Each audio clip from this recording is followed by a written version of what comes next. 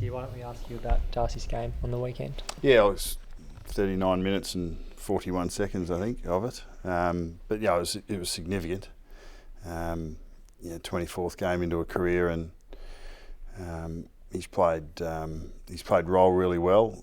He's bought into team, and the expectations of how he can contribute to the team as best he can. But it's at various stages in a career you sort of take those next leaps and the next jumps, and clearly he's got great talent and great ability, and we're looking forward to seeing where that can go and where we can go along with Darcy over the next couple of years. He's keen to play this week. Are you as optimistic? I will be. We won't take any unnecessary risk. First and foremost, you pick players that have got the capacity to get through 4 quarters of hard football, and we were able to buffer his loss on the weekend, but that's not always going to be the case. Rotations are capped, but you still want access to your full 22 for all of the game if you're going to give yourself the best chance to compete physically against an opponent. So we won't be putting anyone out there that we don't think is a really basically 100% chance of getting through. We don't want to take in any guys that aren't cherry ripe and ready to go. So, and add to Das, obviously the niggle that he sustained in the game, and we'll be prudent with our decisions. The pressure that you exerted on the weekend, is that sort of a benchmark now, or is that sort of a bit unrealistic to expect that on a weekly basis? We've done it more often than not throughout the year. I think our ability to put pressure on the opposition has been a trademark aspect of the way that we go about our footy. It's not always definitive in the results. We've been doing it sort of in wins and losses, but it is a part of the game that we value, and it's been recognised. It's recognised by our players, and probably a bit more externally that that our pressure skills are good.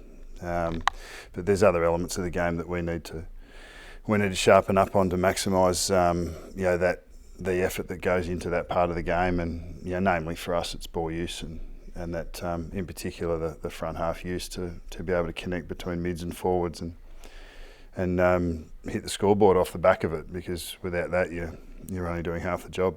So you're still worried about your skill level? Do you think it's improved at all this year? You're still stagnated in that area? No, it's clearly improved over the last 24 months. We adapted the way that we train, the drills that we run through pre-season and through the season proper, and a skill acquisition coach that we've had in place for the last couple of years is along with the rest of the coaching staff, and we've just adapted the way the questions we ask of the players during the week and in our practice, and we think that we're getting real traction with that on field. We weren't you're not going to hit every target, and even Hawthorn, they're a very good kicking side. They're probably not using the ball as well this year as they have in previous years, maybe a bit of youth, but they still go at 70%. Averages around sort of mid-60, 66, and varying. The best team in the comp and the bottom team in the comp might only be 6, 7, 8% apart, so that might be 10 kicks a game. We didn't hit as many as we would have liked on the weekend, and we're just going to keep hitting those extra 5 or 6 kicks, and the ones inside 50 are the ones that really hurt.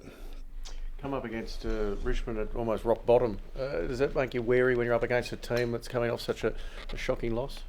We haven't got our heads in the sand. We know, invariably, if it's whether it's online or whether it's in the papers or on the TV. I mean, there's a fair bit of focus on Richmond at the moment, but internally we'll be focusing on. Clearly, we'll look at them as an opposition on field, but we'll be really looking at how we're going to go about our footy. We believe we've been more consistent with what we've put out, and whilst we enjoyed the performance on the weekend, and there were large, positives to come out of the way that we went about it, we've got to prove that we are a hardened side that can roll that out consistently against any opposition in any circumstance. So that's the challenge we've got, and that's what we'll be putting our focus on.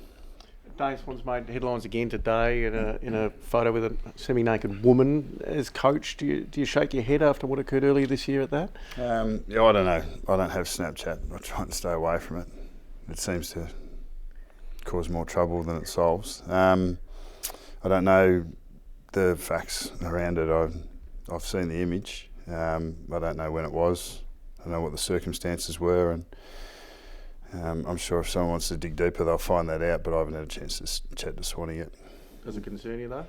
It's a private matter. It's probably not something that the club has much impact on. But it's there, isn't it? In the VFL, McCaffrey and Goldsack are among the best, and Mason Cox kicked 2. Are they? Any of those guys look like they'll be playing this weekend? Look, we've got some VFL programs going really well. Performing at a really high level, and it's great to have competition for spots. We've got some momentum as a club. We're heading the way we want to head. At AFL level and at VFL level, we want to make sure we maximise this next month, and we've got some guys that are putting their hand up. But the incumbents, when guys are in there and they're playing the way you want to see them play, and they're connecting together well, and we're performing well at senior level, sometimes guys will have to bide their time. But we'll still pick the 22 that we think's best suited to get the job done after training tonight and a light session on Thursday. Scott Penalty was in for scans yesterday. Any concern over him for this weekend? No, he's good. It's just a bit of a grease and oil and roll him out again. That's Pendles is, for all the silkiness that he's renowned for and the class that he takes out in the field. It's the underlying toughness that he brings to his footy and to the high standards and expectations he places on himself and on his teammates. So I think he's one of many that if you actually knew some of the duress that he needs to go through throughout a season, you sort of get to the understanding that the guns, the champions, and the real strong leaders in the competition, they earn their cash, and they've earned their status.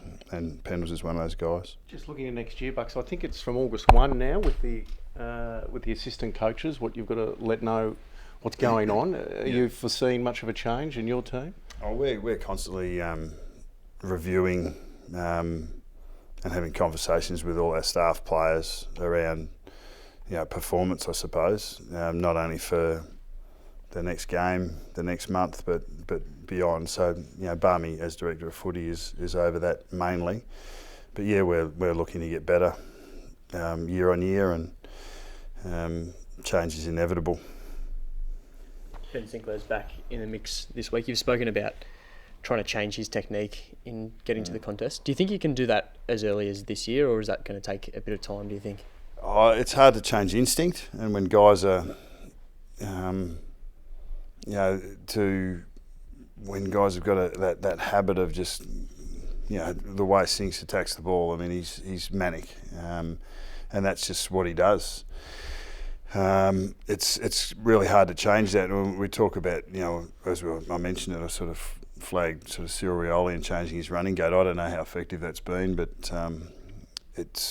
he's out in the field a little bit more. But changing your running gait's pretty significant. It takes time.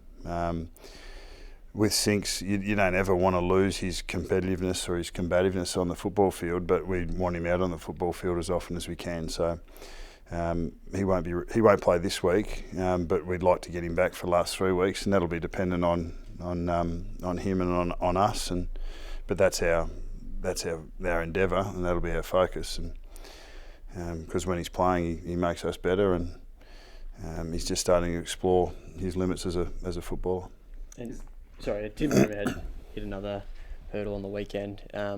Is he going to be out for a bit of time, do you think? Yeah, he didn't play. His shoulder's playing up again. Didn't play on the weekend. Unlikely to see him this week. And we'll make a call over the next 7 days or so about what the rest of his season looks like. He's qualified for VFL finals, and that would be a consideration as well. But we're just going to let the dust settle on that one. Is Faz likely to play this week? Faz has got his hands both of them firmly straight up in the air and wants to play. So we'll see how he goes through training.